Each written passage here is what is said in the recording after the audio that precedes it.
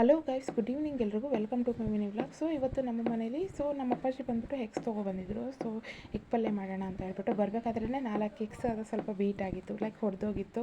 ಅದನ್ನು ಏನಕ್ಕೆ ಹಂಗೆ ವೇಸ್ಟ್ ಮಾಡೋದು, ಆಮ್ಲೆಟ್ ಮಾಡೋದು ಏನಕ್ಕೆ, ಇದು ಒಂದು ಸ್ವಲ್ಪ ಡಿಫ್ರೆಂಟ್ ಆಗಿರಲಿ, ಹುಡುಗರು ಕೂಡ ಇಷ್ಟ ಆಗುತ್ತೆ, ಟ್ರೈ ಮಾಡೋಣ ಅಂತ ಹೇಳ್ಬಿಟ್ಟು ಮೊದಲನೇ ಸಾರಿ ನಾನು ಎಗ್ಗಲ್ಲಿ ಲೈಕ್ ಗುಂಡ್ಪಗ್ಲ ಮಾಡ್ತೀವಲ್ವ, ಸೊ ಆ ರೀತಿ ಟ್ರೈ ಮಾಡಿದೆ ಕಣ್ರಿ.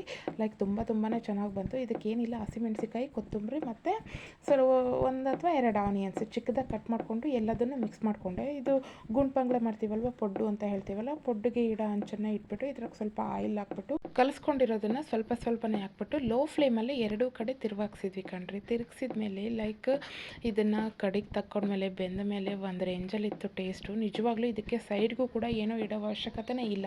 ಲೈಕ್ ಚಟ್ನಿ, ಟೊಮೊಟೊ ಕೆಚಪ್ಪು ಅದಿರುತ್ತಲ್ವ, ಅದು ಕೂಡ ಅವಶ್ಯಕತೆ ಇಲ್ಲ. ಅಷ್ಟು ಚೆನ್ನಾಗಿತ್ತು ಟೇಸ್ಟು. ಮಕ್ಕಳಿಗೂ ಕೂಡ ಒಂದು ಸಾರಿ ಟ್ರೈ ಮಾಡ್ಬೋದು ನೀವು ಕೂಡ. Please subscribe for more videos guys. Thank you every one.